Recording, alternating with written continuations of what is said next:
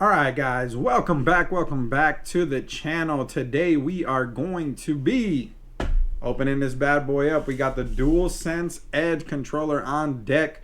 We're going to take a look at it, see how it feels, check out the features. Let's go. All right, so here we go, guys. We have the DualSense Edge in our hands. Let's check it out. All right, so we're going to check out here the back of the box. You have picture of the controller, ultra customizable controls. You got mapping back buttons. We're going to take a look at all of that. Controller features built in. We'll talk about that in a second. And then replaceable caps. So let's go ahead and get this bad boy open and out of the box. Okay, some editing magic. Let's get it out of here. Okay, so first thing you'll notice here and see, got a pretty plain box. The box is plain in general, but it looks clean. Let's pop it out of here. I thought it came up completely up, but it actually flips up. So let's take the controller out of here and see what we got. All right, so the struggle's over getting the box out. So here we go. Let's pop it out of this container here. Open it up. So first thing you notice is the case is pretty cool. It's hard case, kind of like the Elite controller, but more shiny. It's kind of plastic. You have a little entrance here on the back.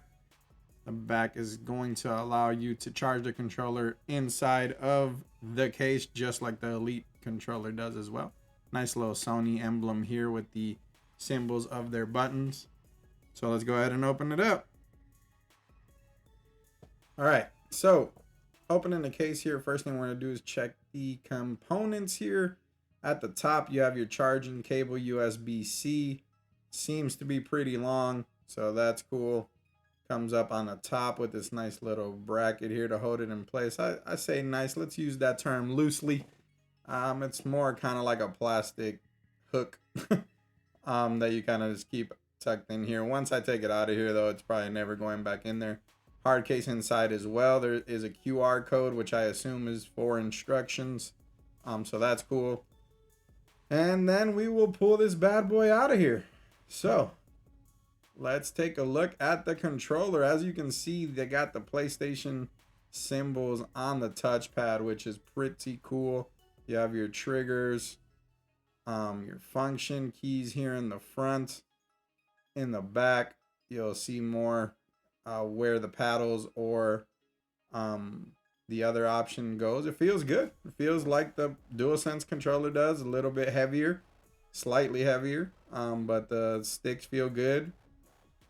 The function buttons do feel like they're in a good spot. You don't have to really mess around with it. You got your USB charger and a locking mechanism, which we'll see here in a bit.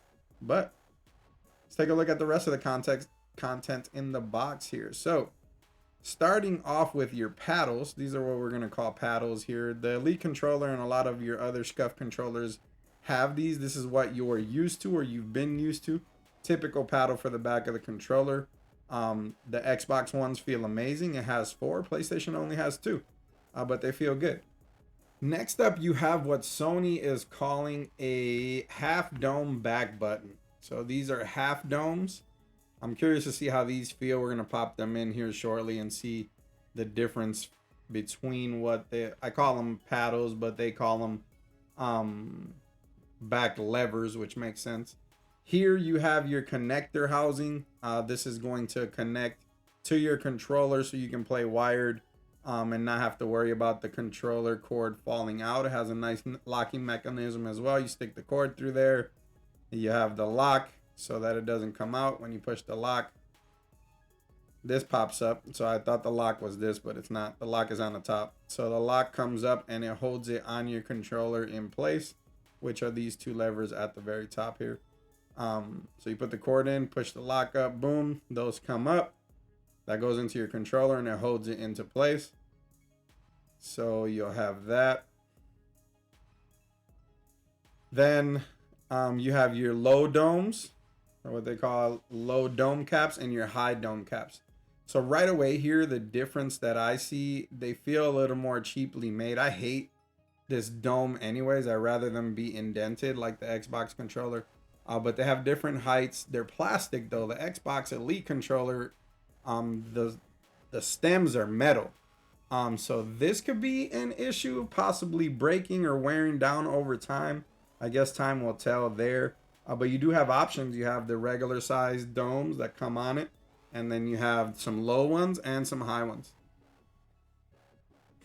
So pick up the controller. You have your triggers. You're gonna have your trigger stops.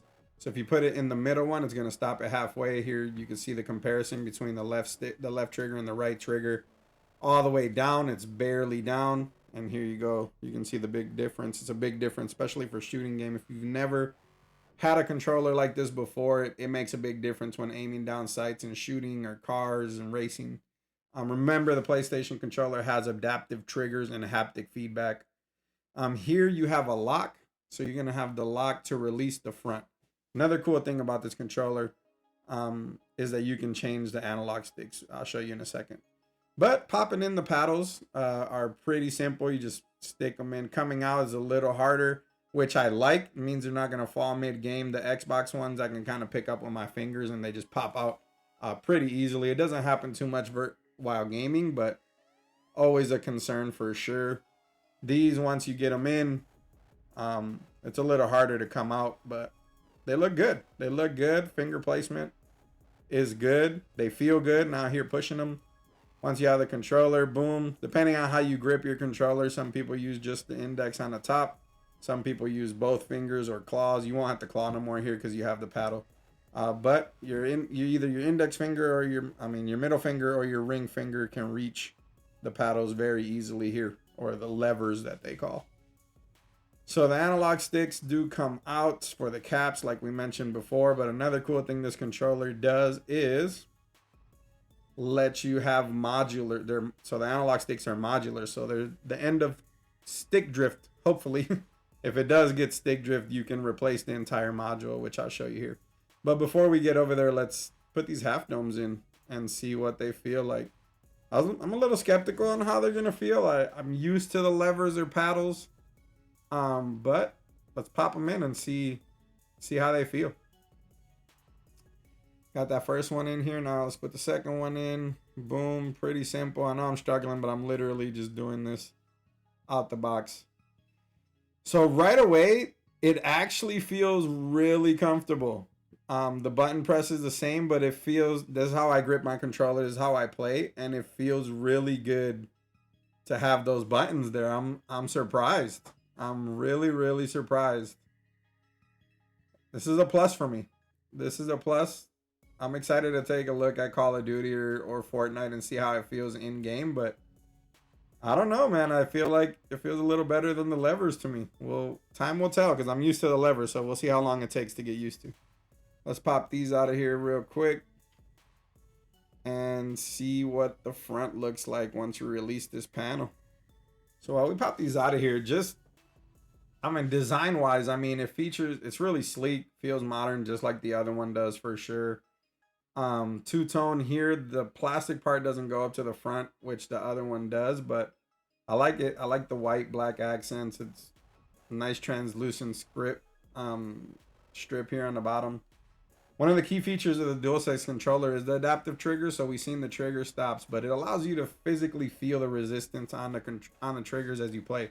It's really different from other consoles or even the Elite controller. When you're playing Call of Duty specifically, you feel the resistance on the trigger. When you're playing 2K, you feel the resistance when you're in the post, which is a crazy, amazing, and immersive experience, which is awesome. Another feature, haptic feedback. So it's going to provide just sensations, like tactic sensations through the controller. So you're going to be able to feel more impacts in the game, which, like I said, Call of Duty and 2K, they feel crazy. It's designed for comfort. It feels comfortable. This is a super upgrade. Xbox, for me, was always a king of controllers. The Elite controller, up until right now, is the best controller that I feel like. We'll see if the DualSense can replace it. But I will say this feels good. The triggers feel good. The sticks feel good. Major step forward. Sony figured they can make a controller, a premium controller for folks. So, and it feels good. So that release button here pops out the front plate. The front plate feels cheap, real plasticky. I can see this breaking often, but you can also probably 3D print one or just buy different colors. So this is what it looks like without that cover. These metal plates here on the side are little levers or locks. Let's call them locks. You can pop them out. As soon as you lift them, the analog stick comes out right away. Completely modular. So the controller is built for you to take those out if you ever have stick drift or ever wanted to change them out. They look like, I think I saw them for 20 bucks on Sony's website, which is way cheaper than I thought they would be. But they pop out here with the function. Oh, no! Crisis averted. They're all right. So you have your Sony modular here. You can see where it plugs in. You have the function button on the front. And they pop right in. You don't have to do too much force. I thought that you did have to do some force, but you don't. Locks right back in. And here you just kind of pop it back in. Boom. Put the lock down. The lock puts it into place. And you are good to go. Now you just put the cover back in and kind of rock it out. So just make sure it looks like here these clips on the top need to be placed in first, kind of like an upward motion. Overall, this feels solid. I'm gonna do another review once I plug it in to it and go through the software to see what you can all actually do. I'm assuming it's kind of like the Xbox controller where you can pick dead zones and just different layouts and controller layouts, which is cool. That's what the function buttons are for, to kind of change the game that you're on. I'm going to go ahead and put these low domes on. It feels good. I like it. So we're going to rock this. That's all for today's video, guys. Let us know in the comments what you think about the DualSense Edge. I'm excited to hear what you guys think. See you next time. As always, don't forget to subscribe and like for some more gaming content.